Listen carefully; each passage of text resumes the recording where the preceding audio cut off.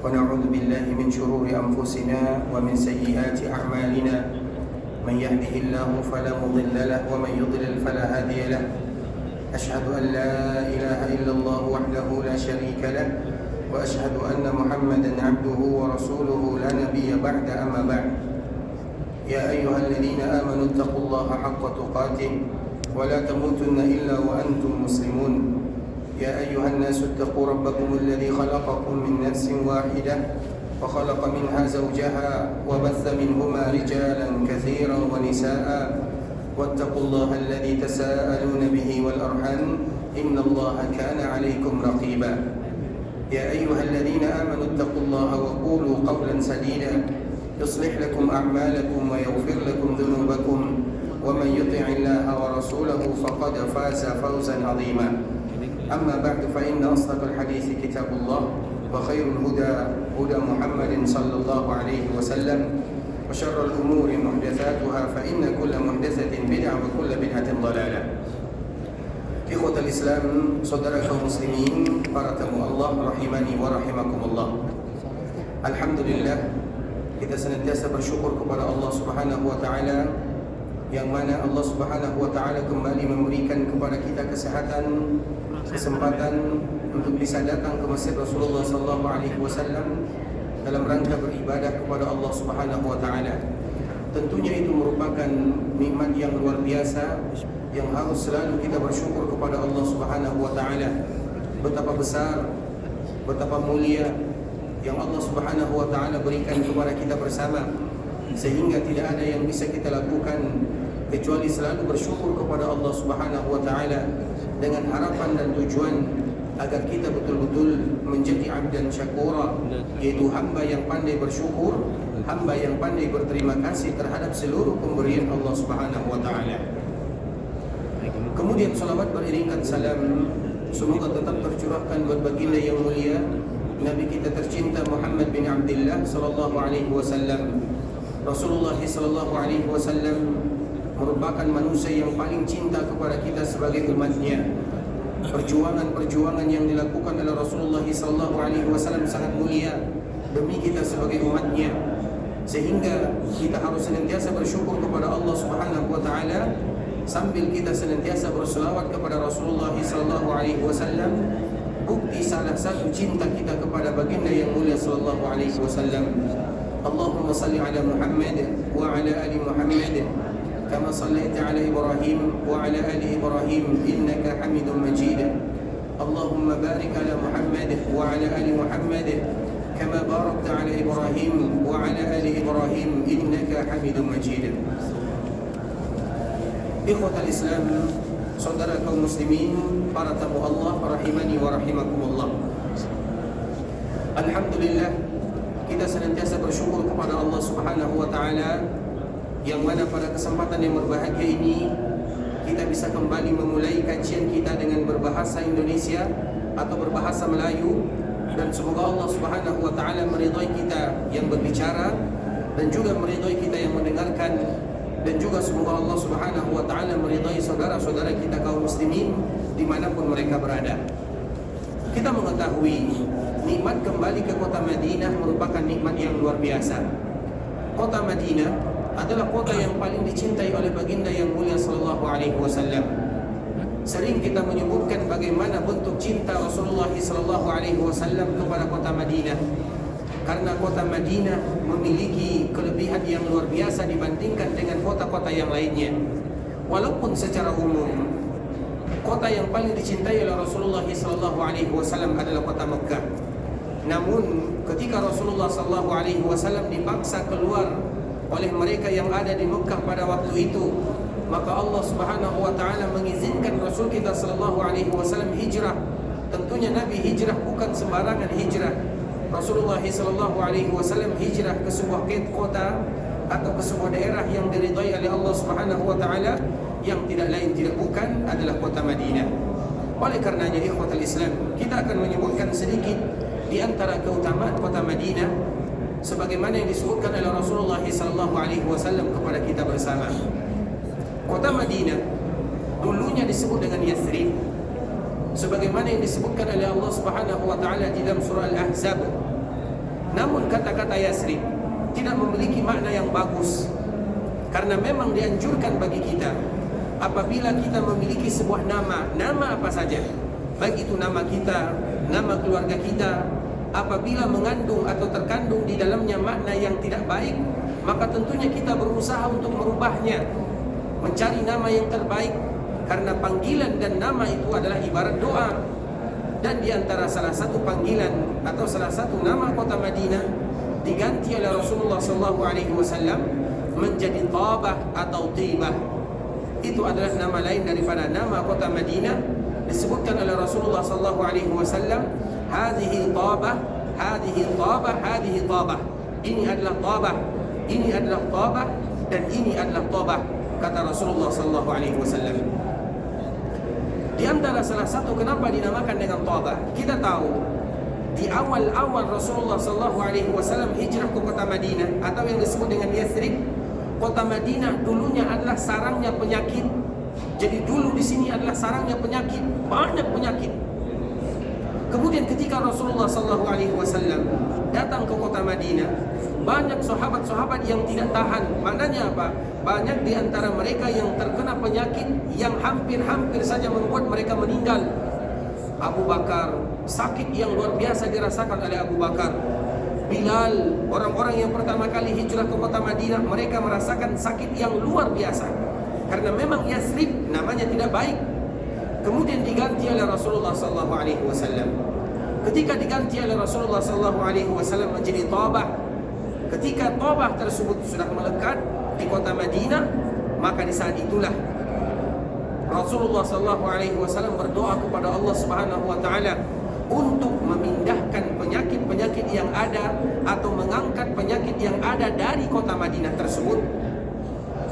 Kemudian alhamdulillah, ketika Rasulullah SAW berdoa kepada Allah Subhanahu Wa Taala dan Allah Subhanahu Wa Taala mengangkat wabah yang ada di dalamnya, sehingga semenjak itulah kota Madinah atau yang disebut dengan Yathrib mulai menjadi kota yang diridhai oleh Allah Subhanahu Wa Taala, yang membuat para sahabat mereka sudah mulai nyaman tinggal di dalamnya, sehingga sesuai dengan namanya Tabah atau Tibah. Tibah itu artinya adalah orang yang melakukan kebaikan, karena memang dituntut bagi mereka yang datang ke kota Madinah agar mereka selalu melakukan kebaikan dan memanfaatkan momen yang ada atau waktu yang diberikan untuk selalu melakukan kebaikan dan sesuatu yang diridhai oleh Allah Subhanahu Wa Taala.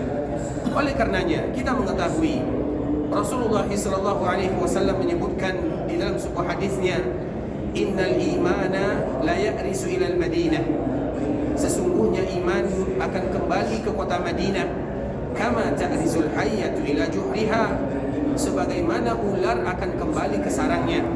Dan itu merupakan bentuk kebaikan yang harus kita lakukan. Apa makna kebaikan di sini?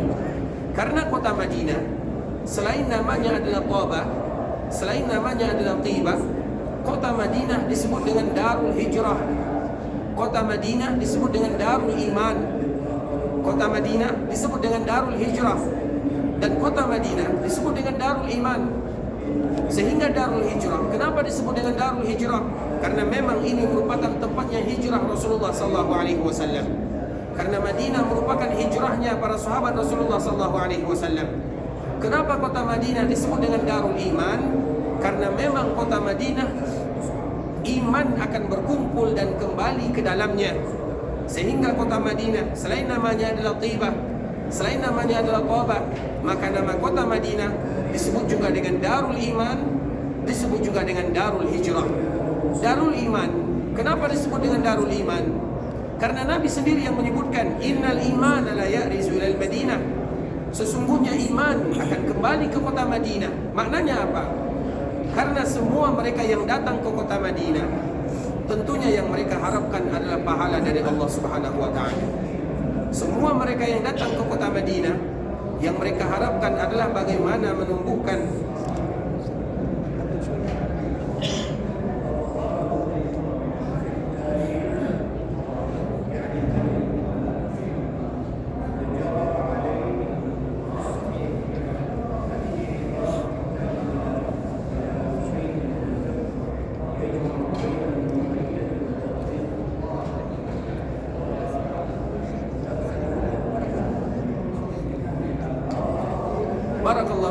ikhwatul Islam, saudara kaum muslimin, para tamu Allah rahimani wa rahimakumullah. Kita ulang lagi. Kota Madinah adalah Darul Iman. Kenapa disebut dengan Darul Iman? Karena memang orang yang datang ke kota Madinah adalah karena iman yang mereka miliki. Tidak satupun orang yang datang ke kota Madinah kecuali yang mendorong mereka adalah rasa kecintaan kepada Allah, rasa kecintaan kepada Rasulnya, rasa bangga terhadap agamanya, dan itu adalah bagian daripada iman sendiri. Sehingga semua siapapun yang datang ke kota Madinah, maka yang mendorong dan dorongan yang paling kuat adalah iman kepada agama, tentunya iman kepada Allah dan iman kepada baginda yang mulia sallallahu alaihi wasallam. Rasulullah sallallahu alaihi wasallam menyebutkan, innal imana la ya'rizu ila al-Madinah. Sesungguhnya iman akan kembali ke kota Madinah. Maknanya orang-orang yang berkumpul di kota Madinah semuanya adalah karena keimanan. Semuanya adalah karena kedorongan atau dorongan keimanan. Sehingga dikala semuanya beriman yang datang ke kota Madinah, maka disebutkan oleh Nabi yang mulia sallallahu alaihi wasallam, innal imana la ya'risu ila al-Madinah, bahwa iman itu akan kembali ke kota Madinah. Kama ta'rizul hayyatu ila juhriha, sebagaimana ular akan kembali ke sarangnya. Kita mengetahui permisalan yang sangat luar biasa yang disebutkan oleh baginda yang mulia sallallahu alaihi wasallam. Kita tahu ular bagaimanapun, kemanapun dia akan pergi, ujung-ujungnya apa? Ujung-ujungnya akan kembali ke sarangnya. Nah, begitu juga dengan iman. Iman kemanapun dia menyebar, ujung-ujungnya kembali ke kota Madinah. Dan itu adalah persaksian dari baginda yang mulia sallallahu alaihi wasallam, dan itu merupakan di antara salah satu bentuk keutamaan kemuliaan kota Madinah, di mana kota Madinah disebut dengan Darul Iman, yaitu tempat berkumpulnya keimanan. Karena semua kita yang datang ke kota Madinah, yang membuat kita datang ke sana tidak lain tidak bukan adalah iman itu sendiri. Kemudian sebagaimana juga disebutkan, Al-Iman atau kota Madinah disebut dengan Darul Hijrah. Sehingga Imam Malik rahimahullahu ta'ala, seorang imam yang lahir pada tahun 93 Hijriah, yang meninggal pada tahun 179 Hijriah, digelar dengan Imam Darul Hijrah. Kenapa Imam Malik disebut dengan Imam Darul Hijrah? Karena memang Imam Malik pada zamannya satu-satunya ulama yang luar biasa yang tinggal di kota Madinah, sehingga disebut dengan imam. Kemudian namanya Imam Darul Hijrah, tidak disebut dengan kota Madinah, disebut dengan Imam Darul Hijrah. Karena memang kota Madinah merupakan kota tempat hijrah, dan di antara yang hijrah ke kota Madinah tersebut tidak lain tidak bukan adalah Rasul kita yang mulia, baginda kita tercinta Muhammad bin Abdullah sallallahu alaihi wasallam. Sehingga tentunya ikhwatul Islam, kita selalu bersyukur kepada Allah Subhanahu wa taala, yang mana Allah Subhanahu wa taala kembali memberikan kepada kita kesehatan, kesempatan untuk bisa datang ke kota Madinah, dan semoga momen-momen kita yang terindah ini bisa kita manfaatkan untuk selalu beribadah kepada Allah Subhanahu wa taala. Sebagaimana juga kita menyebutkan, kota Madinah merupakan kota yang paling dicintai oleh Rasulullah sallallahu alaihi wasallam, yang nomor 2. Karena bagaimanapun yang paling dicintai Nabi sallallahu alaihi wasallam adalah kota Mekah. Karena memang itu merupakan rekomendasi dari Allah Subhanahu wa taala, tentunya tidak bisa diubah. Yang paling mulia kotanya adalah kota Mekah, dan yang kedua yang paling mulia adalah kota Madinah. Di antara bentuk kecintaan baginda yang mulia sallallahu alaihi wasallam tentunya terhadap orang-orang yang ada di Madinah dan terhadap kota Madinah, kita akan menyebutkan sebuah momen yang sangat indah yang pernah dilalui oleh baginda yang mulia dan juga para sahabat yang lainnya. Kita tahu ikhwatul Islam, ketika Rasulullah sallallahu alaihi wasallam pergi ke kota Makkah untuk melakukan sesuatu momen yang sangat berharga yang kita kenal dengan Fathu Makkah. Pada tahun ke-8 Hijriah terjadi Fathu Makkah. Dan Fathu Makkah ini yang berangkat semuanya berasal dari kota Madinah dan orang-orang yang ada di sekitar Madinah. Kemudian akhirnya pergilah Rasulullah SAW bersama pasukannya, bersama para sahabatnya. Disebutkan, ada yang menyebutkan 10.000 orang. Namun di dalam riwayat yang disebutkan oleh Imam Muslim, jumlah mereka adalah 14.000 orang. Mereka semuanya berjalan kaki pergi ke kota Mekah untuk melaksanakan perintah baginda yang mulia sallallahu alaihi wasallam. yang mana pada akhirnya Allah Subhanahu wa taala memberikan kemenangan kepada kaum muslimin, sehingga kota Mekah pada saat itu sudah mulai menjadi kota muslim, yang mana penduduknya semuanya sudah mulai mengikuti baginda yang mulia sallallahu alaihi wasallam. Kemudian beberapa minggu setelah Fathu Mekah ini, ada sebuah kejadian yang sangat indah, yaitu kejadian yang disebut dengan Ghazwatul Hunain, peperangan Hunain. Peperangan Hunain ini merupakan peperangan yang terjadi pada tahun ke-8 Hijriah, 2 minggu jaraknya setelah Fathu Mekah. Nah, di awal perang Hunain, Allah Subhanahu wa taala memberikan ujian kepada kaum muslimin. Mereka dihujani oleh anak panah sehingga mereka lari, mereka meninggalkan Rasulullah sallallahu alaihi wasallam. Kemudian akhirnya Rasulullah sallallahu alaihi wasallam kembali memanggil para sahabatnya, "Wahai kalian yang berbaiat kepadaku, aku adalah Muhammad bin Abdul Muttalib. Aku adalah Muhammad ibnu Abdul Muttalib." Rasulullah menyebutkan nama kakeknya supaya mereka ingat betul-betul Nabi itu adalah Muhammad sallallahu alaihi wasallam. Kemudian akhirnya para sahabat kembali bersama Rasulullah sallallahu alaihi wasallam setelah mereka dihujani oleh anak panah, yang mana pada akhirnya Allah Subhanahu wa taala memberikan pertolongan kepada kaum muslimin, dan Allah memberikan pertolongan kepada Rasulullah sallallahu alaihi wasallam. Setelahnya ikhwatal Islam, Allah memberikan kekayaan yang luar biasa terutama pada peperangan Hunain. Kaum muslimin mendapatkan ghanimah yang sangat besar, banyak sekali. Karena orang-orang Hunain itu kaya dengan unta, kaya dengan domba, kaya dengan hal-hal yang lainnya, sehingga dikala mereka mendapatkan kekalahan, kaum muslimin mendapatkan kemenangan, maka banyak ghanimah. Rasulullah SAW dan para sahabatnya tentunya mengumpulkan ghanimah tersebut, dan seperti biasa dikembalikan dan dibagikan oleh Rasulullah SAW kepada mereka yang berhak untuk menerimanya. Namun kita harus ingat, di dalam peperangan Hunain, pembagian ghanimah berbeda dari yang lainnya. Biasanya Rasulullah SAW dikala ada peperangan, Nabi membagikan ghanimah sesuai dengan kebutuhan. Mereka yang memiliki kendaraan mendapatkan 2 bagian, mereka yang tidak memiliki kendaraan mendapatkan 1 bagian. Tetapi dikala terjadi perang Hunain, Nabi SAW tidak membagi seperti biasa.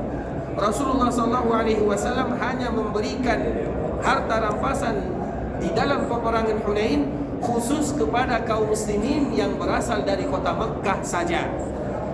Sedangkan tadi yang berasal dari kota Madinah, yang jumlahnya hampir 14.000 orang banyaknya, terutama yang berasal dari Ansar, mereka tidak mendapatkan jatah, tidak mendapatkan ghanimah.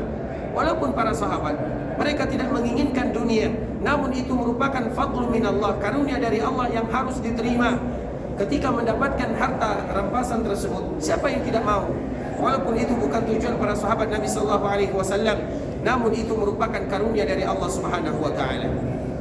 Kemudian ikhwatal Islam, setelahnya yang mana Rasulullah sallallahu alaihi wasallam memberikan kepada orang-orang Quraisy, diberikan kepada orang-orang Mekah, diberikan kepada mereka-mereka yang baru saja masuk ke dalam agama Islam. Abu Sufyan, kita tahu Abu Sufyan yang paling kuat memusuhi Nabi sallallahu alaihi wasallam, diberikan oleh Nabi 100 ekor unta. Coba bayangkan 100 ekor unta.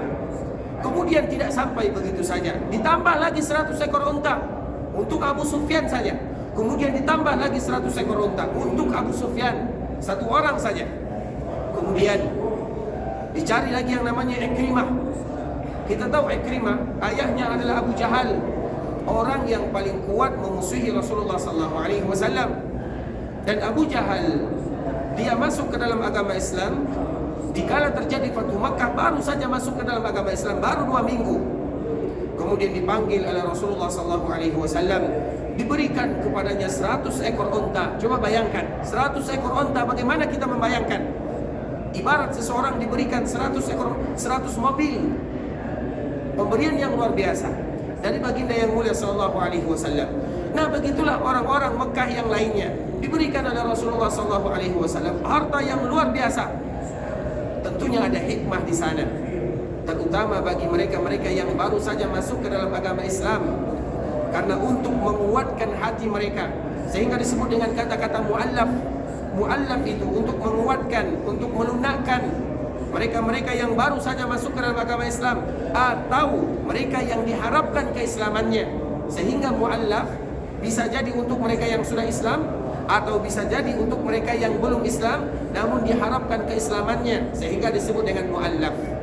Nabi SAW memberikan harta tersebut kepada orang-orang Mekah, dan tidak satupun penduduk Madinah yang diberikan oleh Rasulullah SAW harta rampasan yang berasal dari Hunain.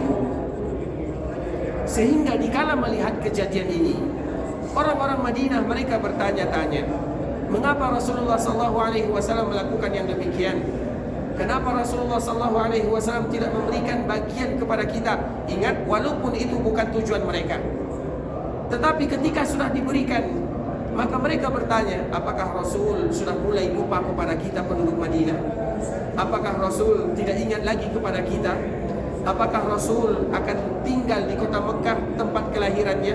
Banyak pertanyaan yang muncul dari pemikiran orang-orang, atau dari ucapan orang-orang penduduk Madinah.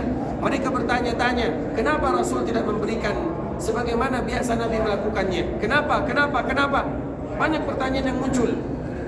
Kemudian akhirnya, dikala isu tersebut sudah mulai beredar dan didengar oleh Rasulullah SAW, maka Rasulullah SAW mengumpulkan seluruh orang-orang Madinah, dan tidak dikumpulkan selain orang-orang yang berasal dari Madinah. Jadi ini merupakan pertemuan khusus antara Nabi SAW dengan orang-orang Ansar, atau mereka-mereka yang berasal dari kota Madinah. Kemudian dikala Nabi SAW mengumpulkan mereka semua, maka Nabi SAW bertanya, wahai kalian orang-orang Madinah, wahai kalian orang-orang Ansar, aku mendengarkan isu bahwa kalian mengatakan ini, bahwa kalian mengatakan itu, bahwa kalian mengatakan bahwa Nabi SAW sudah lupa kepada kita. Nabi tidak lagi memberikan harta rampasan sebagaimana biasanya. Apakah kalian betul mengatakan yang demikian, wahai orang-orang Madinah? Kata Rasulullah SAW. Maka tentunya orang-orang Madinah, karena kekhawatiran mereka, karena mereka terlalu sayang kepada Rasulullah SAW, sehingga mereka takut kehilangan baginda yang mulia.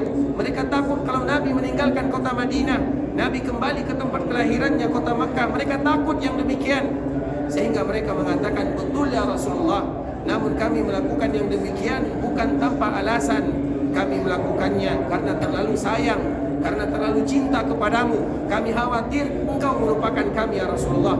Itulah yang diucapkan oleh orang-orang Madinah, dan itulah yang diucapkan oleh orang-orang Ansar. Kemudian ikhwatal Islam, apa kata Rasulullah SAW? Menyebutkan bagaimana fakta yang sebenarnya, apa yang diinginkan oleh baginda yang mulia SAW. Wahai orang-orang Ansar, wahai orang-orang Madinah, ketahuilah, biarkan manusia mereka pulang dengan membawa hartanya. Ada yang pulang dengan membawa harta rampasan, ada yang pulang dengan membawa unta, ada yang pulang dengan membawa kuda, ada yang pulang dengan membawa domba, ada yang pulang dengan membawa harta. Biarkan mereka pulang dengan membawa hartanya. Terutama orang-orang yang berasal dari Mekah, biarkan mereka pulang dengan membawa harta yang telah dibagikan kepada mereka. Ala tardauna, tidakkah kalian ridha dan tidakkah kalian rela, wahai orang-orang Madinah, wahai penduduk Ansar, wahai orang-orang Ansar, manusia pulang dengan hartanya, sedangkan kalian pulang dengan Muhammad bin Abdullah sallallahu alaihi wasallam. Maknanya apa? Rasulullah sallallahu alaihi wasallam ternyata tidak pernah lupa kepada orang-orang Ansar. Rasulullah tahu bagaimana kuatnya keimanan orang-orang Ansar, sehingga mereka betul-betul disebutkan oleh Allah di dalam Al-Quran, Al-Ansar, mereka walladzina tabawwa'ud dara wal iman, mereka yang betul-betul mempersiapkan, membantu kaum muslimin. Dan mereka itu adalah orang-orang Ansar. Mereka tidaklah disebut dengan Ansar kecuali mereka mendahulukan saudaranya. Mereka tidak disebut dengan Ansar kecuali mereka mendahulukan Rasulullah SAW. Mereka korbankan semuanya. Sehingga Nabi SAW menyebutkan, wahai orang-orang Ansar, tidakkah kalian rela dikala manusia mereka pulang dengan membawa hartanya, dan kalian pulang dengan membawa Rasulullah SAW? tidakkah kalian memilih Rasulullah SAW? Sehingga orang-orang Ansar mendengarkan ucapan Nabi SAW, hilang semua keluh kesah yang mereka rasakan, hilang semua isu-isu yang disebarkan. Ternyata Rasulullah SAW tidak memberikan kepada mereka harta rampasan. Bukan berarti Nabi tidak cinta kepada mereka. Nabi cinta kepada mereka karena Nabi tahu bagaimana kuatnya keimanan orang-orang Ansar. Dan Nabi menyebutkan, kalian pulang dengan membawa Rasulullah SAW. Sehingga betul, dikala Rasulullah SAW selesai diberikan kemenangan oleh Allah Subhanahu wa taala dalam perang Hunain, orang-orang Mekah pulang dengan membawa hartanya, dengan membawa harta rampasan yang telah dibagikan kepada mereka. Sedangkan orang-orang Ansar, mereka pulang ke kota Madinah, dan Nabi pun pulang bersama orang-orang Ansar di kota Madinah dan ke kota Madinah. Dan tentunya ini merupakan di antara kemuliaan kota Madinah, di mana Rasulullah SAW memilih kota Madinah menjadi tempat tinggalnya. Bahkan juga di antara keutamaan kota Madinah, Rasulullah menjadikan kota Madinah tempat peristirahatan yang terakhir, di mana Rasulullah SAW sakit di kota Madinah, dan juga Rasulullah SAW meninggal di kota Madinah, dan juga Rasulullah SAW dikuburkan di kota Madinah. Dan itu merupakan keutamaan yang luar biasa untuk orang-orang yang ada di Madinah, dan juga untuk kota Madinah itu sendiri, dan untuk kita yang datang ke kota Madinah. Sehingga ini merupakan di antara kemuliaan yang diberikan oleh Allah Subhanahu wa taala kepada orang-orang yang ada di Madinah. Karena Rasulullah SAW tinggal di sana, dan Rasulullah SAW wafat di sana, dan Rasulullah SAW juga dikuburkan di kota Madinah. Sehingga sering kita menyebutkan mereka yang ada di kota Madinah seolah-olah mereka sedang bertetangga dengan baginda yang mulia sallallahu alaihi wasallam. Apabila kita mengatakan yang demikian, merasakan yang demikian, maka kita akan selalu bersyukur kepada Allah Subhanahu wa taala. Dan di antara bentuk rasa syukur kita kepada Allah Subhanahu wa taala, maka kita akan selalu memperkuat dan memperdalam agama yang telah dibawa oleh baginda yang mulia. Bentuk rasa syukur kita kepada Allah Subhanahu wa taala. Sehingga mereka yang ada di kota Madinah, maka kita harus merasakan bahwa kita sedang bertetangga dengan baginda yang mulia sallallahu alaihi wasallam. Rasulullah sallallahu alaihi wasallam dikuburkan di kota Madinah, dikuburkan di rumah ibunda kita Aisyah radhiyallahu taala anha.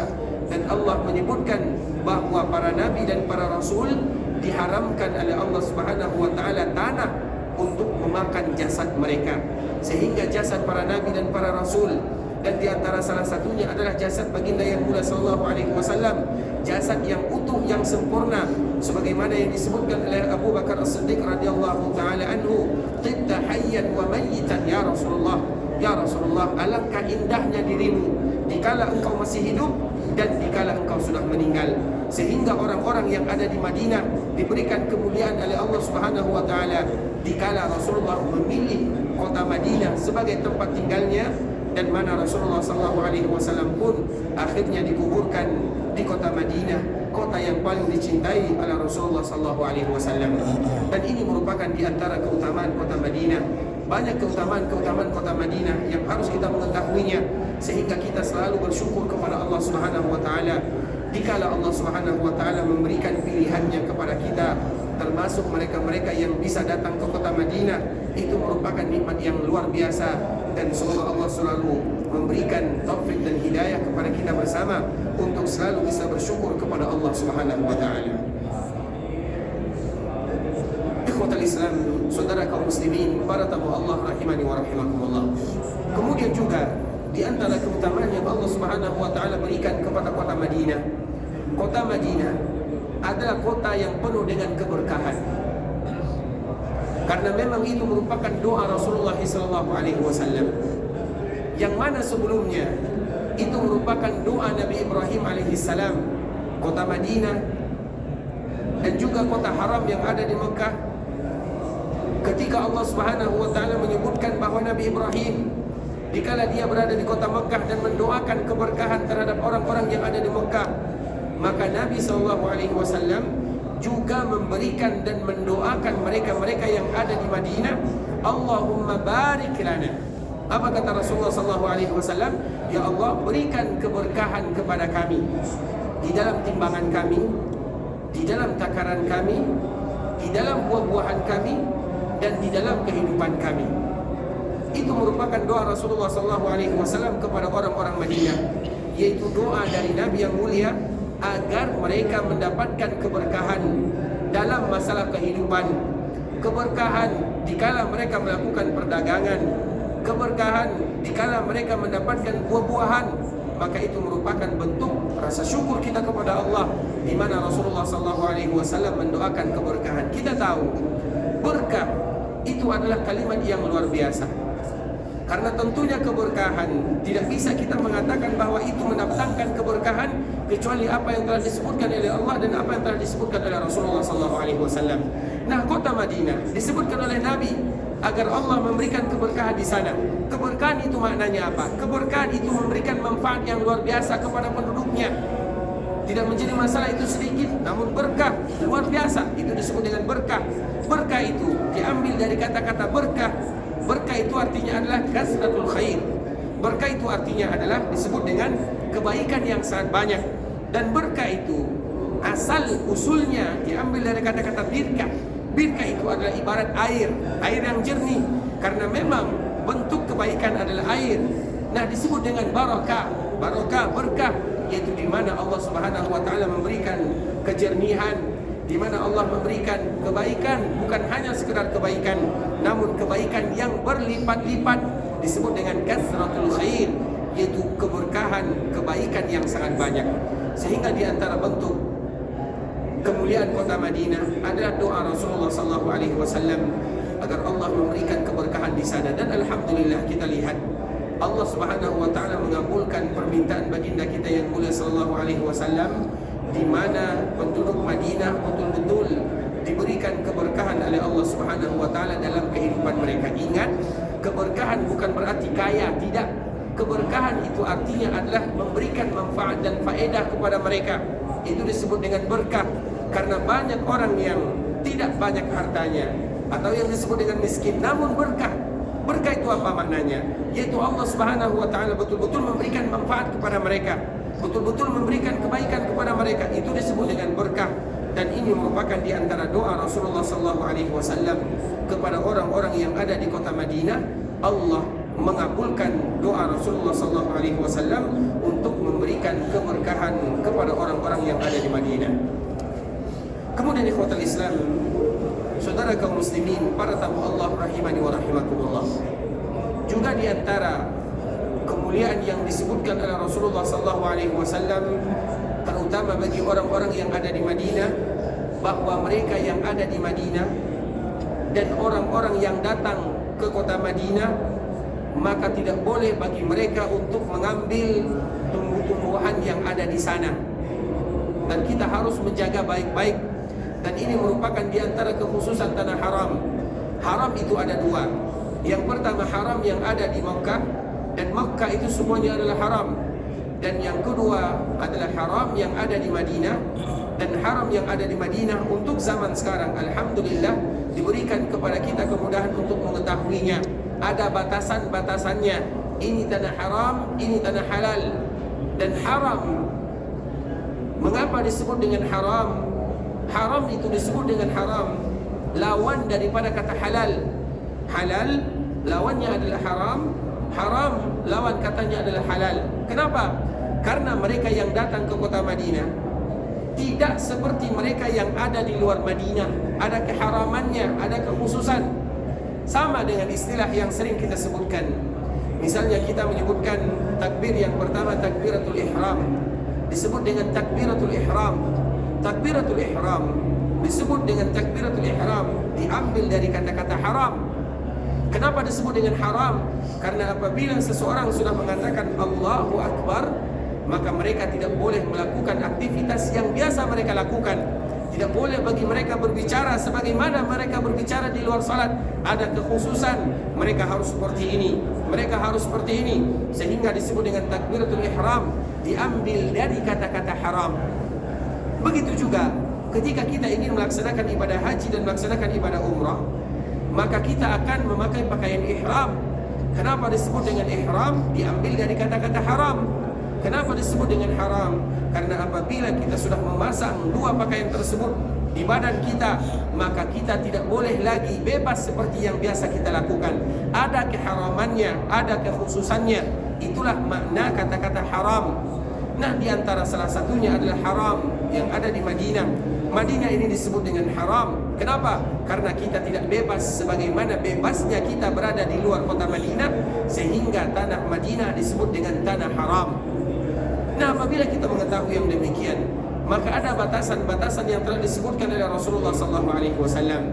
Di antara salah satu yang tidak boleh kita untuk melakukannya adalah tidak boleh mengambil atau tidak boleh mengambil pepohonan atau sesuatu yang tumbuh di sana.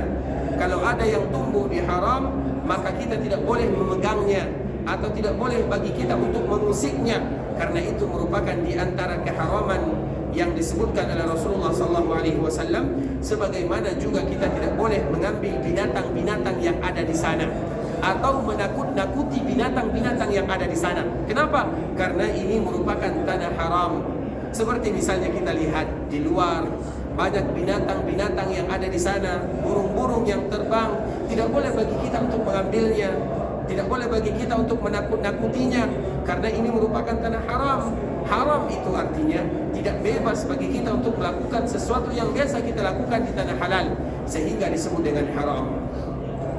Kemudian di kota Islam, saudara kaum muslimin, para tamu Allah rahimani wa rahimakumullah, juga di antara kelebihan yang disebutkan oleh Rasulullah SAW, terutama di kota Madinah, bahwa kota Madinah ini merupakan kota yang tentunya dijaga oleh Allah Subhanahu wa taala. Tidaklah masuk ke dalam kota Madinah dua hal yang paling memberikan bahaya. Yang pertama adalah ta'un, dan yang kedua adalah dajjal. Dua hal ini merupakan dua hal yang paling berbahaya. Ta'un adalah penyakit, dan ta'un tidak ada obatnya, dan kebiasaannya atau dikala kita melihat sejarah, tidak satupun di antara mereka yang tertimpa ta'un kecuali mereka akan meninggal. Itu disebut dengan ta'un, penyakit yang paling berbahaya. Nah, di antara salah satu kekhususan kota Madinah, Allah Subhanahu wa taala memberikan penjagaan bahwa ta'un tidak akan pernah masuk ke kota Madinah. Apapun namanya ta'un yang mematikan tidak akan pernah masuk ke kota Madinah. Tentunya itu adalah penjagaan dari Allah Subhanahu wa taala. Sebagaimana di awal ceramah tadi kita menyebutkan bahwa Allah Subhanahu wa taala mengangkat penyakit-penyakit yang ada di sana. Rasulullah berdoa kepada Allah agar Allah Subhanahu wa taala mengangkat penyakit yang ada di dalamnya, dan Allah mengabulkan doa baginda yang mulia sallallahu alaihi wasallam. Dan di antara salah satunya adalah ta'un. Ta'un adalah penyakit yang mematikan, penyakit yang menular, penyakit yang paling cepat menularnya, dan dia tidak akan pernah sampai di kota Madinah. Tentunya itu merupakan karena penjagaan Allah Subhanahu wa taala dan juga karena doa Rasulullah sallallahu alaihi wasallam. Kemudian juga yang kedua yang tidak akan masuk ke kota Madinah adalah Dajjal. Dajjal merupakan fitnah yang luar biasa. Bahkan setiap kali kita melaksanakan salat, setiap kali kita melakukan tahiyat akhir, maka kita akan berlindung kepada Allah Subhanahu wa taala dari beberapa fitnah. Dan di antara fitnah yang kita berlindung darinya adalah fitnah Masih Ad-Dajjal, yaitu fitnah Masih Ad-Dajjal. Kenapa disebut dengan Masih? Masih itu artinya adalah yang menelusuri. Maknanya karena tidaklah Dajjal muncul kecuali semua dunia ini akan dia telusuri. Tidak satupun dunia kecuali Dajjal ada di sana, dan Dajjal pernah singgah di sana. Itu disebut dengan Dajjal, sehingga disebut dengan Masih. Masih diambil dari kata-kata masaha, yaitu menyapu semua dunia ini, sehingga Dajjal disebut dengan Al-Masih. Dan fitnah Dajjal adalah fitnah yang luar biasa, karena memang Allah memberikan kepadanya kelebihan-kelebihan. Diberikan oleh Allah Subhanahu wa taala kepadanya kekuatan, diberikan oleh Allah Subhanahu wa taala kepadanya kelebihan, sehingga dikala Allah memberikan kepadanya kelebihan, banyak manusia yang terfitnah. Karena Dajjal tentunya akan menyuruh pengikutnya kepada kekufuran. Bahkan Dajjal mengajak semua manusia untuk kufur kepada Allah Subhanahu wa taala. Bahkan Dajjal menawarkan surga Bahkan Dajjal juga menawarkan dan mengancam dengan neraka. Namun ketahuilah surga Dajjal adalah neraka Allah Subhanahu wa taala. Sebagaimana nerakanya Dajjal itu adalah surganya Allah Subhanahu wa taala. Fitnah yang sangat luar biasa. Bahkan disebutkan juga oleh para ulama, Dajjal itu sebelum muncul maka bumi akan menahan sebahagian daripada penghasilannya. Langit akan mengurangi sesuatu yang akan diberikan kepada manusia. Kemudian tahun pertama, tahun kedua, tahun ketiga, bumi tidak akan mengeluarkan apa-apa. Langit tidak akan menurunkan apa-apa. Tidak ada yang bisa kita lakukan kecuali berzikir kepada Allah Subhanahu wa taala. Kemudian di sanalah Dajjal muncul. Ketika Dajjal mengatakan aku adalah Tuhan kalian, maka banyak di antara mereka yang mengikuti Dajjal tersebut, sehingga Dajjal merupakan fitnah yang sangat luar biasa, yang semua para nabi dan para rasul mereka memberikan peringatan kepada umatnya. Begitu juga Rasulullah SAW. Namun di antara kelebihan yang diberikan oleh Allah kepada orang-orang yang ada di Madinah, bahwa Dajjal tidak akan pernah masuk ke sana. Dan Dajjal masuk dari sebuah daerah yang bernama Jurf, sebuah daerah yang ada di kota Madinah, sebuah jalan daerah yang ada di sana disebut dengan Jurf, dan itu adalah batas terakhir tanah haram. Nah, di sanalah malaikat berdiri. Allah Subhanahu wa taala memperuntukkan malaikat-malaikatnya untuk menjaga kota Madinah agar tidak dimasuki oleh Dajjal. Dan Dajjal ini ingin masuk ke kota Madinah, namun dijaga oleh malaikat Allah Subhanahu wa taala, sehingga pada akhirnya dia tidak bisa memasuki kota Madinah. Dan itu merupakan di antara kelebihan yang luar biasa yang Allah Subhanahu wa taala berikan kepada mereka-mereka yang ada di Madinah, dan Allah Subhanahu wa taala berikan kepada mereka yang menjadi penduduk kota Madinah. Kemudian ikhwatul Islam, saudara kaum muslimin, para tamu Allah rahimani wa rahimakumullah, dan juga di antara kekhususan kota Madinah, dan ini merupakan cambukan bagi kita bersama. Kita harus hati-hati di sana. Kota Madinah adalah kota di mana kota ini tidak cinta dan tidak suka kepada mereka-mereka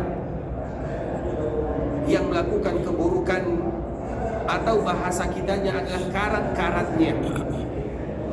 Karena sebagaimana yang disebutkan oleh Rasulullah SAW, ibarat besi yang dipanaskan. Besi apabila dipanaskan, maka yang tersisa adalah besi murni. Sedangkan karatnya, kotorannya akan hilang semuanya. Nah, begitu juga dengan kota Madinah. Kota Madinah secara sendiri akan menghilangkan karat-karatnya. Dan tentunya kita tidak ingin menjadi karatnya kota Madinah. Kita ingin menjadi penduduk Madinah atau menjadi orang-orang yang dicintai oleh Madinah. Karena Madinah secara sendirinya akan menghilangkan karat-karat yang ada di dalamnya. Sehingga apabila kita keluar dari kota Madinah, maka kita berdoa kepada Allah Subhanahu wa taala, ya Allah, sesungguhnya kami keluar dari kota Madinah, jangan jadikan Madinah ini benci kepada kami, tidak. Namun karena memang sudah waktunya kami harus keluar dari kota Madinah. Karena Madinah akan menghilangkan karatnya, akan menghilangkan kotorannya. Banyak di antara manusia yang tidak sabar, banyak di antara manusia yang tidak tahan tinggal di kota Madinah. Dan ketahuilah, mereka-mereka yang tidak tahan dan tidak sabar, tidak bisa tinggal di kota Madinah, itu adalah karat-karatnya kota Madinah. Karena kota Madinah mengusirnya secara tidak langsung, dan mereka secara tidak langsung akan meninggalkan kota Madinah.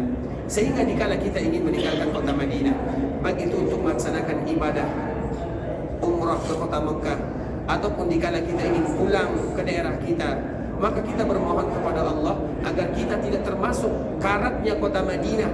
Karena kita meninggalkan kota Madinah bukan karena Madinah benci kepada kita, namun karena sudah datang waktunya. Sehingga kita berdoa, berharap, memohon kepada Allah Subhanahu wa taala, dikala kita meninggalkan kota Madinah, kita meninggalkan kota Madinah bukan karena kita tidak suka kepada kota Madinah, atau bukan pula kota Madinah tidak suka kepada kita. Jadi ada dua hal yang harus kita jaga. Yang pertama, kecintaan kita kepada kota Madinah. Yang kedua, cintanya kota Madinah kepada kita. Karena ada orang-orang yang tidak dicintai oleh Madinah.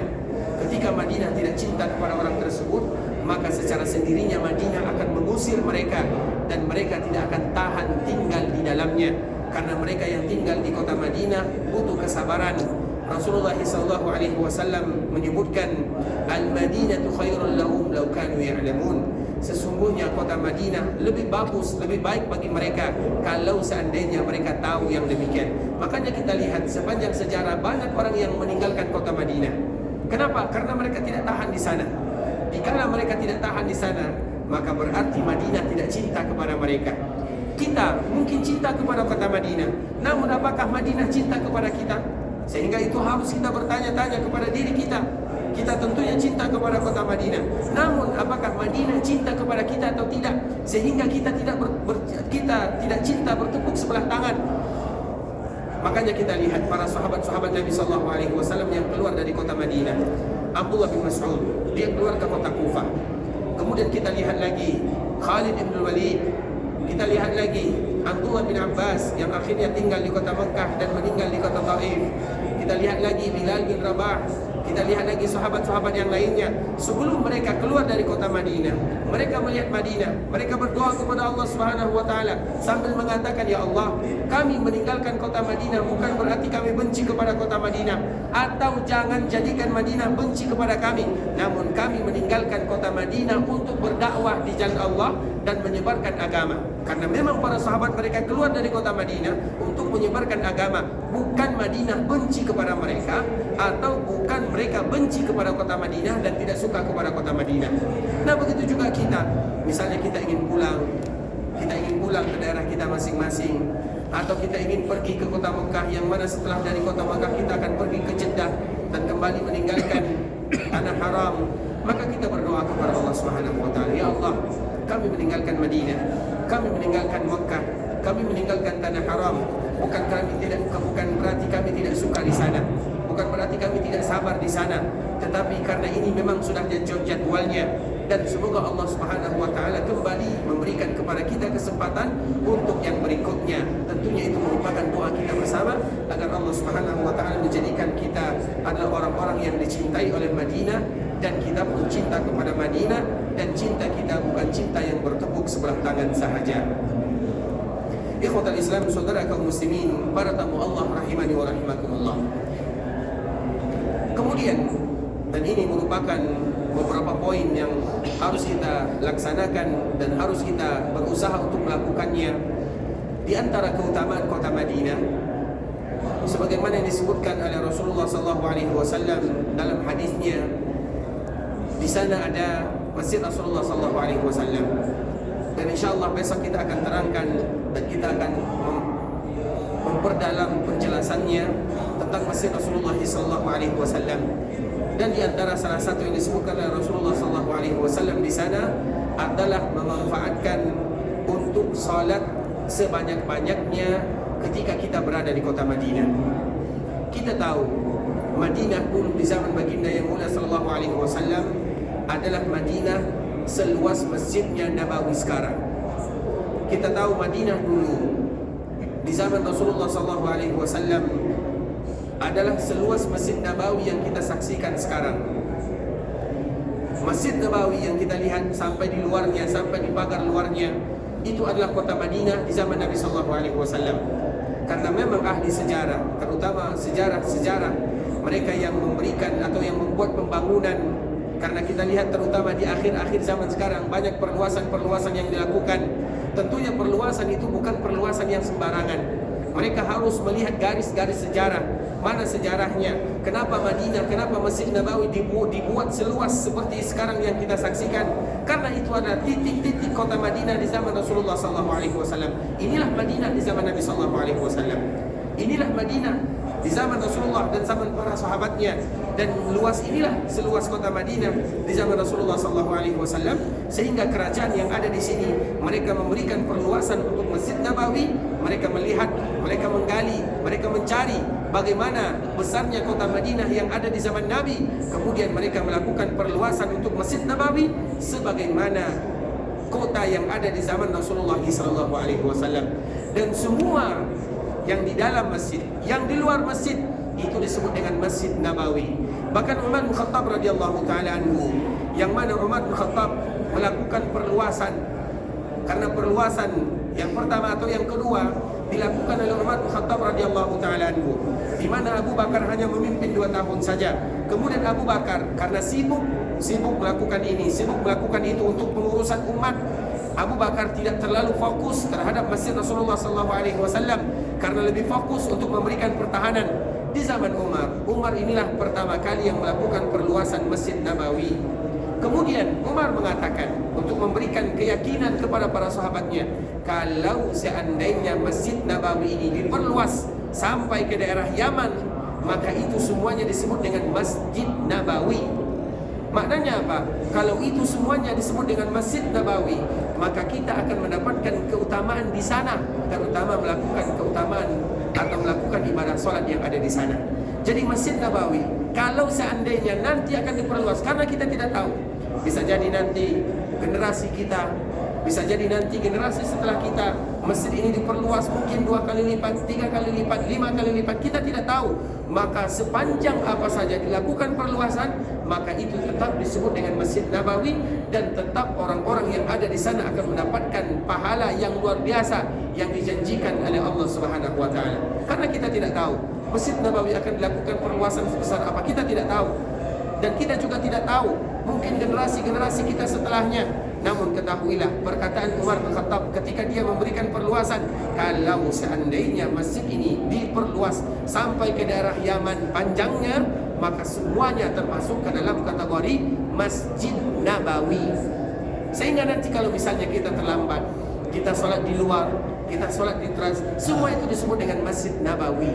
Semua itu disebut dengan Masjid Nabawi apabila kita melakukan ibadah di sana, terutama melakukan ibadah salat, maka kita akan mendapatkan pahala. Sehingga kita jangan masuk ke masjid tersebut, baik kita masuk di luar atau di dalam, kecuali kita melakukan tahiyat, terutama tahiyat kepada masjid tersebut, karena itu adalah bagian daripada masjid dan Allah Subhanahu wa taala telah memberikan kekhususan di sana, dan semoga Allah Subhanahu wa taala tetap memberikan penjagaan kepada kita.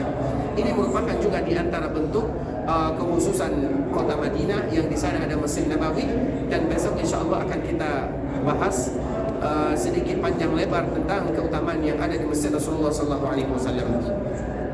Kemudian yang terakhir, dan ini merupakan yang terakhir, kebaikan yang luar biasa, keutamaan yang disebutkan oleh Allah Subhanahu wa taala dan juga untuk nabinya. Nabinya menyebutkan kebaikan yang ada di kota Madinah dan di Masjid Rasulullah SAW. Satu-satunya, ingat, satu-satunya kebaikan yang tidak dimiliki di dunia mana saja. Bahkan di kota Mekah, kebaikan ini tidak didapatkan di sana. Saking pentingnya kita harus memanfaatkan momen yang ada di kota Madinah. Kita harus mengetahui kebaikan yang disebutkan oleh Rasulullah SAW, terutama di masjid ini.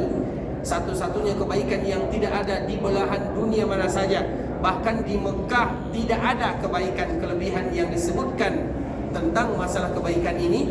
Bahkan Imam Malik menyebutkan bahwa Madinah dikelebihkan atau dilebihkan oleh Allah Subhanahu wa taala dengan kelebihan yang luar biasa ini.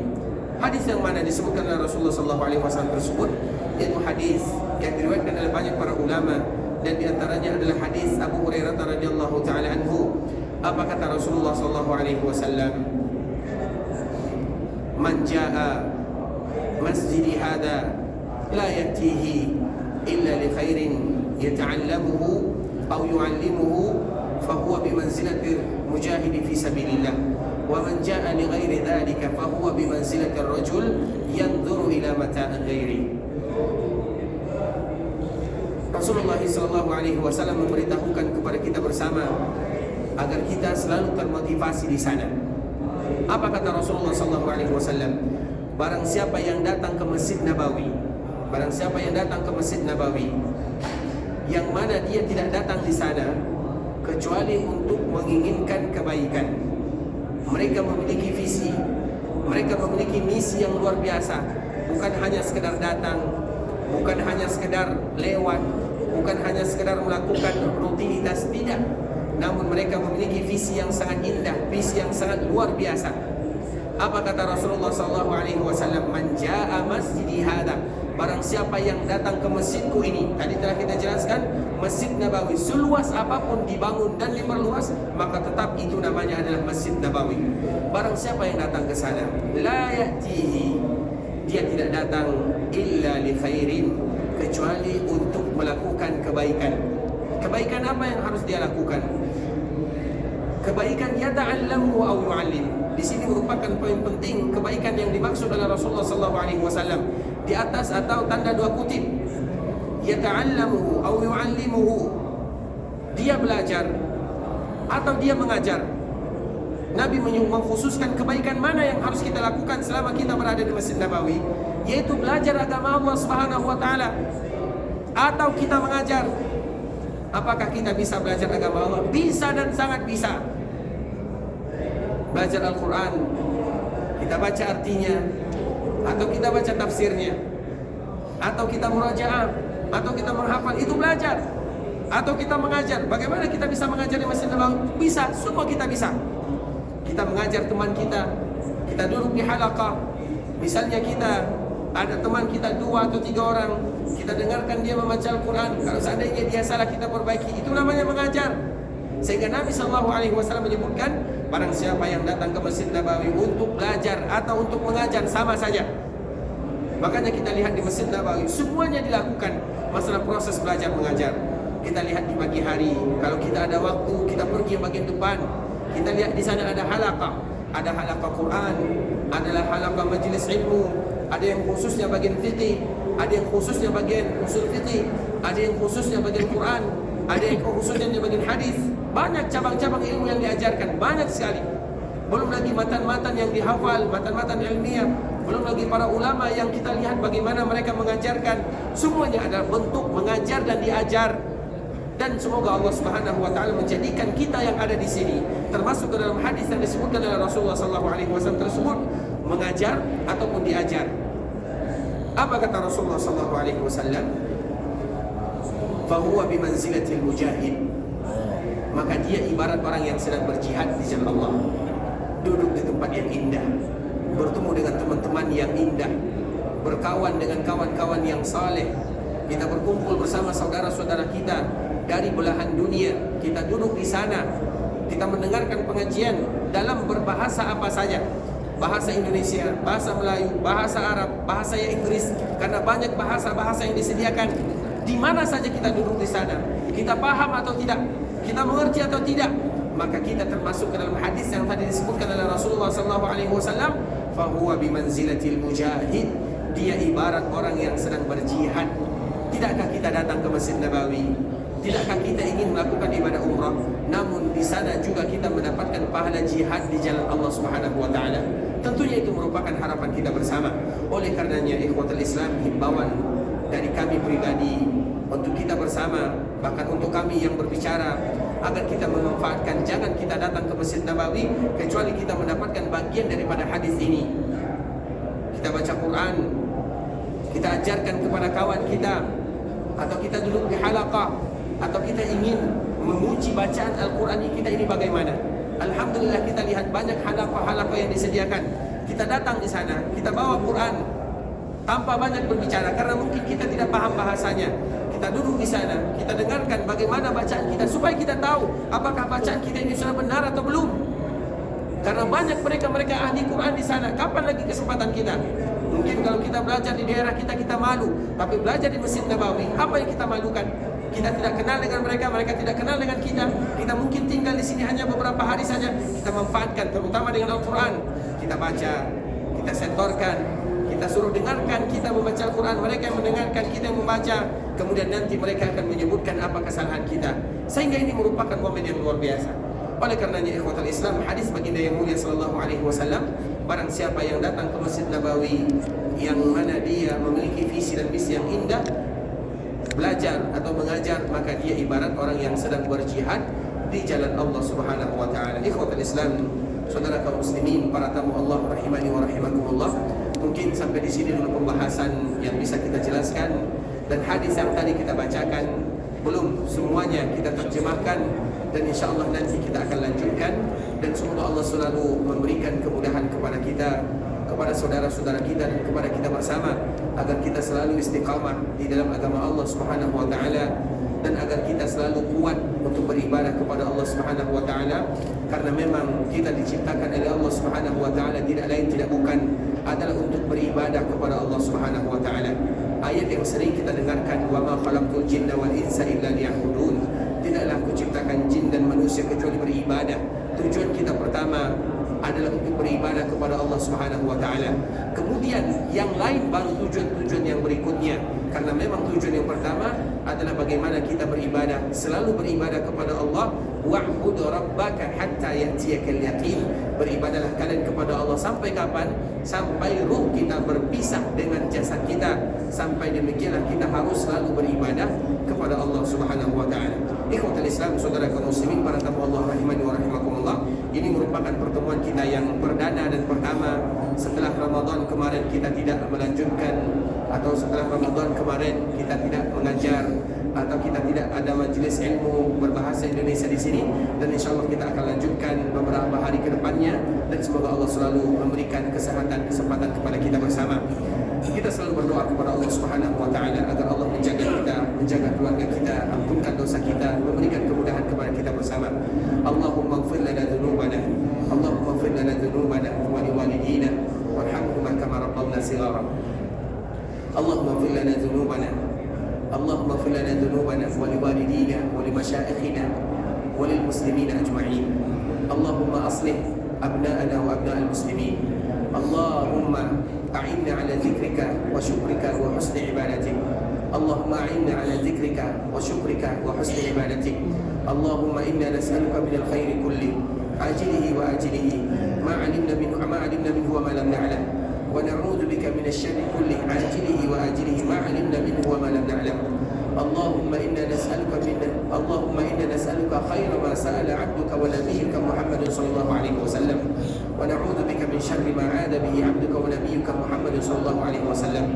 Allahumma inna nas'aluka al-jannah, Allahumma inna nas'aluka al-jannah, Allahumma inna nas'aluka al-jannah wa ma qarraba ilayha min qawlin wa 'amal, wa na'udzu bika minan nar, wa na'udzu bika minan nar, wa na'udzu bika minan nar wa ma qarraba ilayha min qawlin wa 'amal. Allahumma inna nas'aluka an taj'ala kulla qada'in qadaytahu lana khair. Allahumma inna natawassalu bi asma'ikal husna, nas'aluka bi asma'ikal husna wa sifatikal 'ula an taghfir lana jami'a. Allahumma ighfir lana jami'a, Allahumma ighfir lana jami'a. Rabbana zalamna anfusana wa in lam taghfir lana wa tarhamna lanakunanna minal khasirin. Rabbana hab lana min azwajina wa dhurriyyatina qurrata a'yun waj'alna lil muttaqina imama.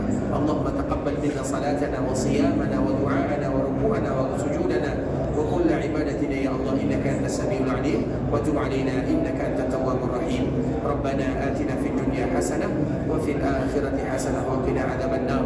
Wa sallallahu wa sallim ala nabiyyina wa habibina wa sayyidina Muhammad wa ala alihi wa sahbihi ajma'in. Assalamu alaikum warahmatullahi